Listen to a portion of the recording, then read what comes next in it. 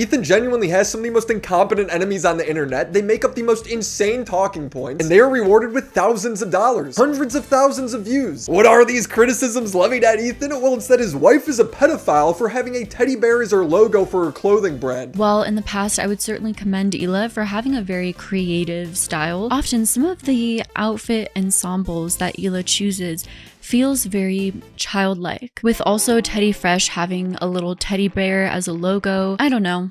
Maybe it's interesting. I mean, if you're gonna put that sort of evil on someone, at least have the balls to say it. She does this twice, by the way. And makes a lot of jokes about pedophilia. Hila dresses kind of childlike, with a little teddy bear for her fashion brand. I find all of that interesting. Wow, she's accusing both of them now. This woman has no backbone, so she does all of these implied attacks. She implies that Ethan is crashing out on all these people because he's suffering from a psychiatric disorder. And to prove it, she shows a study that people with Tourette's tend to have multiple disorders. Ethan has spoken openly and publicly about his Tourette's. There's a study that says that 86% of those diagnosed with Tourette's will be diagnosed with a second psychiatric disorder during their lifetime. Nearly 58% will receive 2 or more such diagnoses. She implies that Ethan's beef with people has driven him so far off the edge that he's reverted to drugs and self-harm. Some of Ethan's behavior began to seem more and more erratic, his statements harsher, bizarre, and more extreme. Hasan Piker has lost all of his marbles. The mullet rolls are gone, people.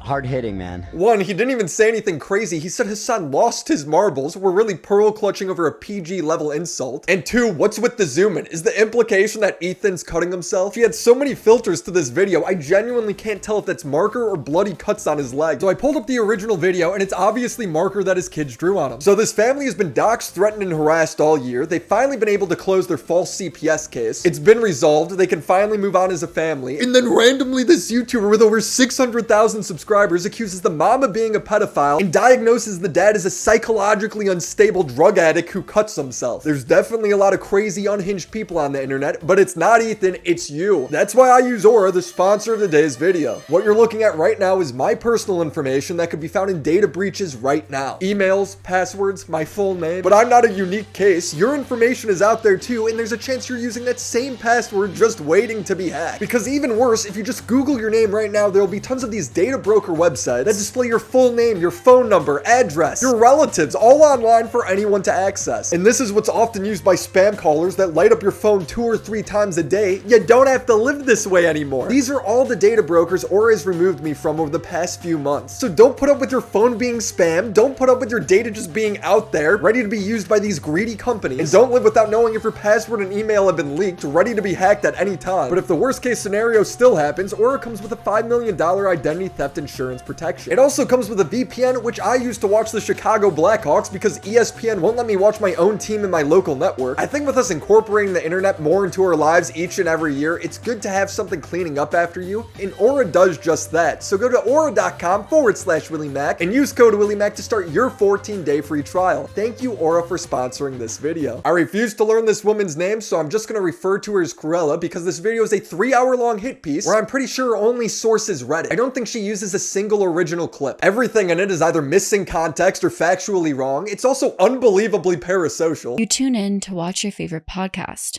It's a casual stream where it feels like friends who are hanging out with you, talking about the funny things happening online. But suddenly, things start changing. The host of the podcast starts acting out of character, focusing on dark corners of society, dark corners of the internet. It's a YouTube drama podcast. Ethan has always covered YouTube drama. What is she talking about dark corners of society? Is Ethan talking to the Illuminati? Suddenly, the host thinks that everyone is against them, even you, the viewer. Okay, dummy. All of a sudden, you gotta get all bitched out. Like, give me a break, dude.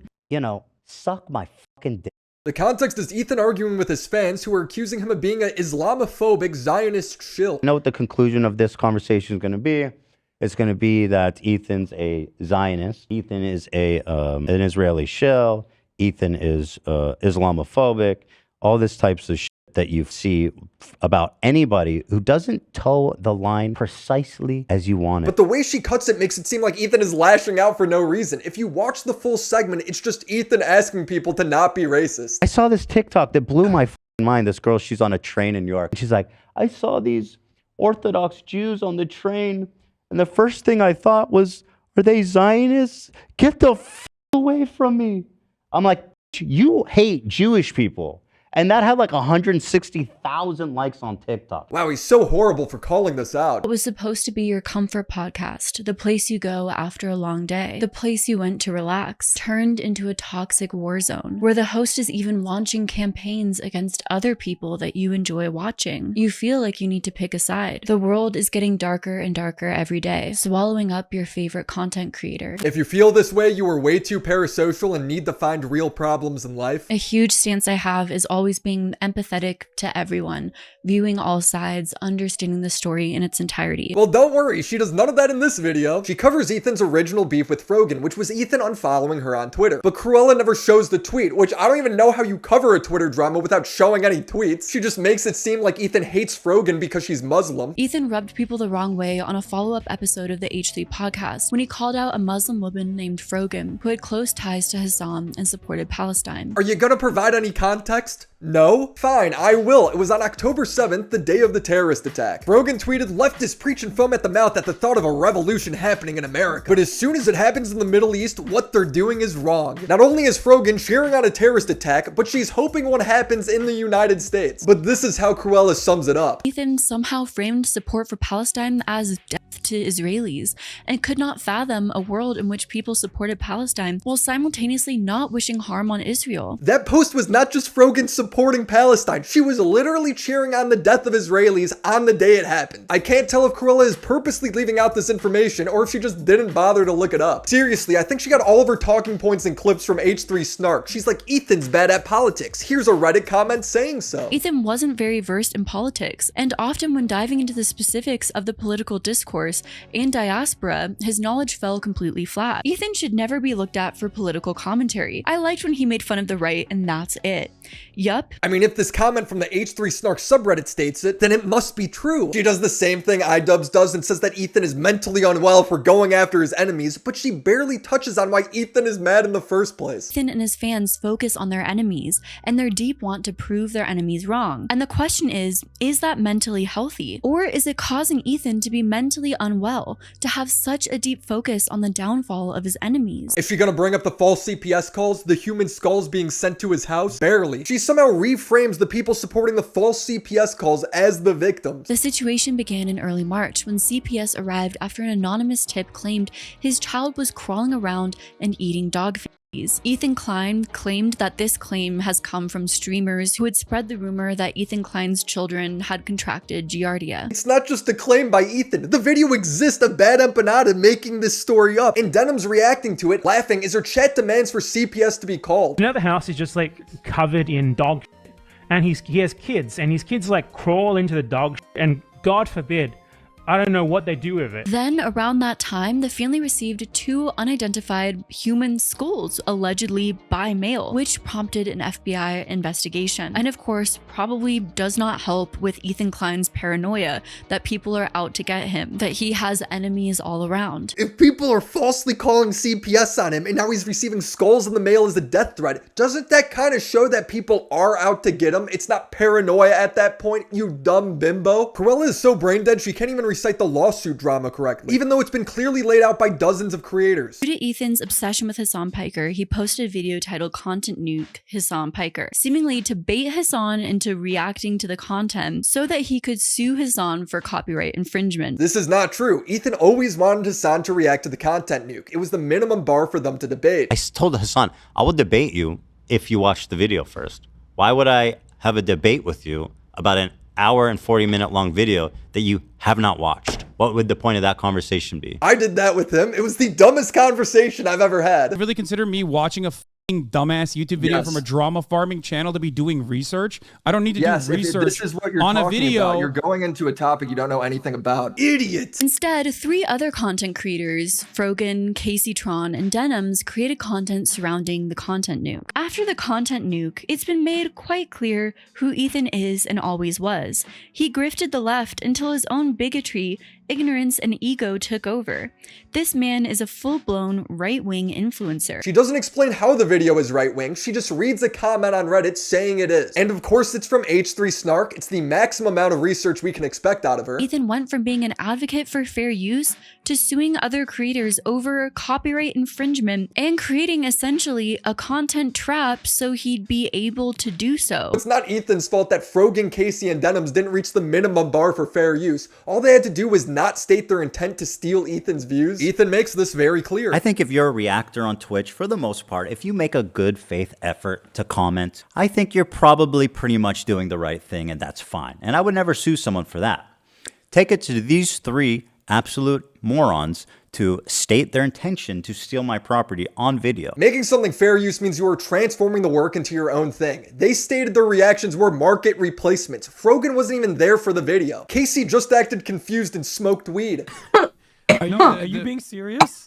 Dog, what do you look? You think I made it? But Cruella doesn't explain any of that. She just frames it as Ethan suing Frogan because she's a Muslim woman who's pro-Palestine. Additionally, the content nuke attempts to get further revenge on Frogan, the Muslim woman who called out Ethan for unfollowing her for being free Palestine. Doesn't show Frogan's tweet. The baseless comments accusing Ethan of being racist. Doesn't bring up the TwitchCon Arab Jew tier list. It really is unbelievable. She talks about CPS as if Denims is the real victim of the whole thing. The thing is, throughout Ethan's career, there have always been an enemy out to get him, and an audience of yes people to validate his beliefs. But what happens when Ethan's enemies are small and powerless in comparison to him? Wouldn't that essentially make him the villain? If people are maliciously stealing his content and falsely calling CPS on him, how does that make him the villain? It is the most vapid commentary I've ever heard. Words mean nothing to her. But this isn't unique to Cruella. This is common for all of Ethan's haters. KaceyTron recently did a stream talking about the lawsuit. Now this got my attention because it's the first time Casey has ever started a stream without stealing some TV show or movie. But I do find it funny she's just sitting there the whole time waiting for the timer to hit 0. It's just a YouTube video. Casey talks about how she's almost out of money and begs for the stream to donate. These funds are not going to last much longer given the needs of the litigation and the work that is being done to defend against Ethan Klein's lawsuit. Which if she's like this, it's like, damn, Hasan really is just leaving her out to dry. He's vacationing in China, buying collectible stuffed animals. This is on resale. It's going for like $400, I think. I think when you buy them, they're like $300 to $400. I don't want to be like criticized for like coming on camera and like crying and shit because it's not something that I want to do. Like I've been put in this position where this is what I have to do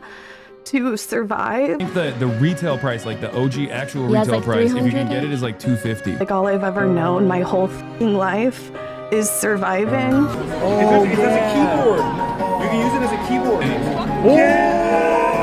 I would feel bad for her if her response to getting sued wasn't to laugh and call Gila ugly. Oh, this no good motherfucker and his ugly ass wife. F***ing gonna be mad that I called his wife ugly, and she's ugly on the inside and the outside. She was lying, saying Ethan was fabricating her reacting to the video. I don't know. I think that he probably just took some other video that I was reacting to of Real Housewives or something, and that's why I'm smoking the weed, because I don't think I ever reacted to that. When she finally got served, she didn't apologize. She started slandering Ethan as a woman-hating incel. If I had been given just like one leg up in life, I've always been funny. I should be more famous than I am, but I'm not because I'm not a f***ing man. You guys are watching right now, like every f***ing incel community that's been attacking me relentlessly for like the past 10 years is going to use it for YouTube clips because they literally make careers out of bullying women like me. She tweeted, "This isn't about copyright. This is about invoking incel support. As someone who has been a target of incel harassment for a lot of years, there's a lot of them and few who speak up against it. You were egging him on and slandering him throughout this entire process, and now you want mercy. Tough." The reason why I have such ire towards me is really just because I've spoken out against misogyny for years. Like, I don't know, you know, like all of these incel types, like the Asmongold fans, the XQC fans, like saying that I deserve all of this. And then whenever you ask them why, they're basically just like, because she said incel. Asmon actually very clearly states why you deserve it, and your white knight had no answer. Casey posted her sob story to Twitter, and Millhouse, you probably remember him as the racist guy that says AB isn't a real Arab because he works for Ethan and is half white. You work for a fucking Zionist who fucking spews Israeli propaganda day in and day out. You are an insult to Arabs, you piece of shit. You little fucking dog. You little weakling. You betrayed your fucking people, bro. I have more of a fucking claim of being Lebanese and talking about this fucking crisis and this fucking genocide while you're out there fucking cosplaying as an Arab. And actually trying to cosplay as a white person. He's trying to... Anyways. Milhouse quote tweeted Casey, begging Ethan to end the cycle by dropping his lawsuit. I personally think the only way Ethan could get through to these rockheads is to follow through with legal action. Asmon replies, all you do is talk shit about Ethan. Why would he look for your approval? Do you think the girls he's suing uploaded his video in good faith? Milhouse responds entirely disingenuously. They definitely reacted to the video to criticize Ethan, but I do not believe they reacted with the express purpose of stealing views and revenue. All three of them specified that that was their intentions for reacting to the video. We're gonna stream it. If you want to watch it with someone else who's already watching it, you know, come enjoy the watch party somewhere else. If you enjoyed not giving any views to that terrible video, follow, subscribe, throw a prime. He doesn't want people to know when it's dropping because we're all watching through other streamers. And I suggest you all watch it through other people as well. A lot of people have been wanting to watch this without necessarily supporting Ethan Klein. So we're gonna watch it. This is literally the reason copyright laws exist, and all of these people pretend to not understand that. Asmon asked Milhouse, how do you reconcile with the fact that they, on video, explicitly said that exact thing you're saying they didn't do? Milhouse replies, not explicit to me. They're far from the only ones who watched it. They're the ones who stated their intent was to replace the market for the original work. Asmon reiterates this, and Milhouse flounders, shifting the goalpost to Ethan doesn't care about copyright. He arguably has the biggest landmark case on copyright in social media history, so I disagree. And the lesson learned here is that you probably shouldn't be infringing on the copyright of someone you've been constantly slandering online. They might not be nice to you in court. Asmon replies that this reply is the exact reason why I hope Ethan sues them into poverty. Lying, gaslighting, and then hostility when pressed. You know what you're doing, and everyone else does too. So after this, does Milhouse go on his stream and come up with a more intellectually honest argument? No, he continues to lie and saying that they weren't trying to deprive Ethan of revenue. Said that they were doing it to specifically deprive him of revenue, of views. How is that not explicit to you? They did not say that we're specifically watching him to deprive him of views and revenue. But again, they don't care. That audience doesn't give a fuck of the nuance of the situation. What reality do you live in, man? Do you have eyes and ears? They just make stuff up. He then starts using Asmon's recently deceased dad as a weapon against him. And again, RIP to your dad. So sad that he had to pass away knowing that he left behind a piece of shit son like you. Goddamn. He failed right there, my man. I'm sure your dad didn't have a lot of failures in his life, but you are one big old fucking failure. You've exposed your dad's failure to the whole fucking world. He got mildly corrected by Asmon and then immediately reverts to being a crybaby. Casey says to raise money for legal fees, she's going to do a December subathon. Every December, this will be like our 5th year. Every December, we're live for the full month of December. We do like a marathon, a Christmas marathon. And I'll probably have all of my ad revenue go towards the lawsuit for the Christmas marathons. I find that hilarious because during last year's Christmas subathon, Casey would put a full movie on before going to bed on stream, and then she would loop a green screen recording of her reacting to the movie. You can literally see it cut when it loops. Hey, big brother, remind me of your Christmas plans again. You know how I'm going to Colorado with Martin. She's going to infringe on copyright to raise money for her copyright lawsuit. Calling it now. A toast to the bad guy. With bad bitches, the bad times will pass by. I cannot emphasize enough how much Cruella gets wrong in her video. She says that Ethan acts overly aggressive towards his critics. Extreme aggression towards his critics. Good. He should be stressed because he's a fucking liar. He should erase that video and apologize. Definitely. So he doesn't get sued. But the guy Ethan is refuting is lying about the nature of going on the podcast, which was to confront Jimmy Lee, who's afraid of little people. This guy, all the times that he said publicly on the internet that he's afraid of little people, and just a lot of derogatory jokes about little people. And then they were like, and drum roll, we have a little person to surprise you. And they brought me in with basically no warning. Why? I mean, no warning. Why would you say that? That's crazy. When it's so... There's so many receipts, dude. Mind you, this was in front of like 50,000 people watching live. He, surprised him with this live in front of 50,000 people. This was not a live episode. This was a pre-recorded episode. Yo, what the hell? And so, and if you were upset, we could have cut it. You know what I mean? Like there was a long opportunity to do so. Wait, he just straight up lied about it being live? Not only that, he publicly stated that he wanted to come on to confront Jimmy, asking them on their Reddit to do it. He says, he's this is the best ever. He actually writes it out like he's writing a contract. Aubrey Smalls volunteered to spend a day with Jimmy and change his mind about the dwarfism community. Does she get anything right? This video is so desperate to make an actual criticism. One of her closing arguments is that Ethan says the B word. During a podcast, when Ethan is calling a woman a B word, Hila suggests it's probably not a good idea for him to continually use that word, and he kind of shuts her down. This bitch is so, and I'm sorry, again, I hate that. This bitch is intolerable. You are such a nasty fucking. I don't know if you can call her a bitch, though. Hila then asks the H3 employees, Lena and Sam, their thoughts on the situation. Essentially having these two women weigh in between their two bosses and whether they would find that word in the way that Ethan used it offensive. When they agree with Hila, Ethan says he will bow to the council. Jeez. She says Ethan shut Hila down, but then she immediately plays a clip of Ethan doing exactly what Hila asked.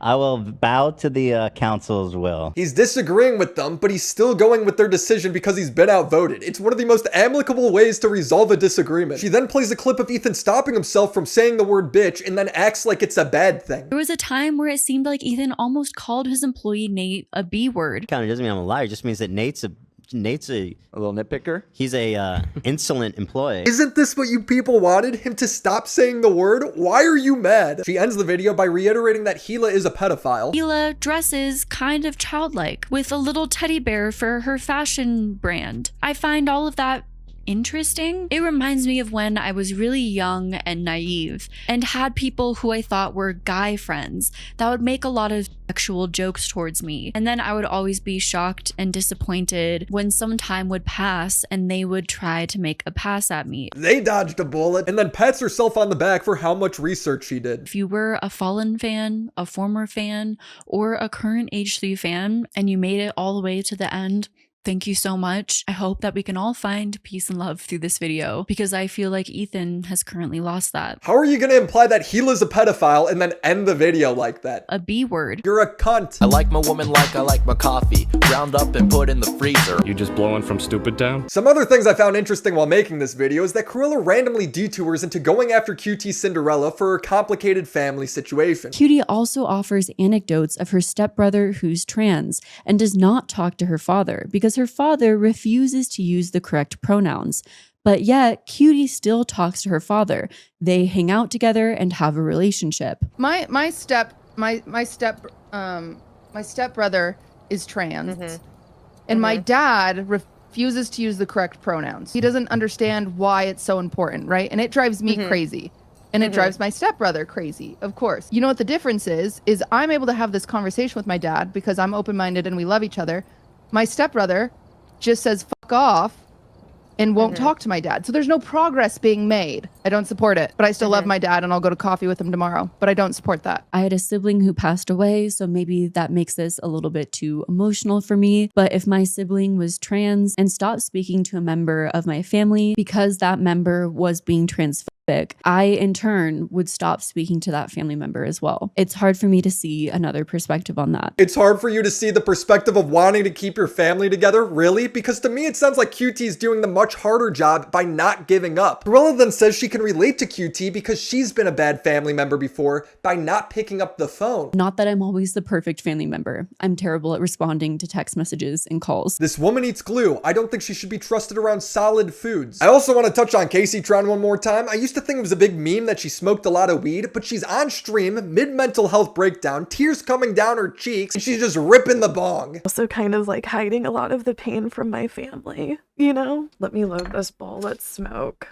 Let's smoke really quick. I'm gonna load a bowl and smoke, and then I'm gonna get on my way. Yeah, I smoke weed. This is sad. The fallout of the situation is that Cruella uploaded an apology video. It was to H3 Snark in Bad Empanada. She then cut Bad Empanada out of the title, debated Ethan, and then doubled down on everything. But you truly are participating in an ableist harassment campaign that presupposes that my uncontrollable neurological disorder, Tourette's, is the result of drug abuse.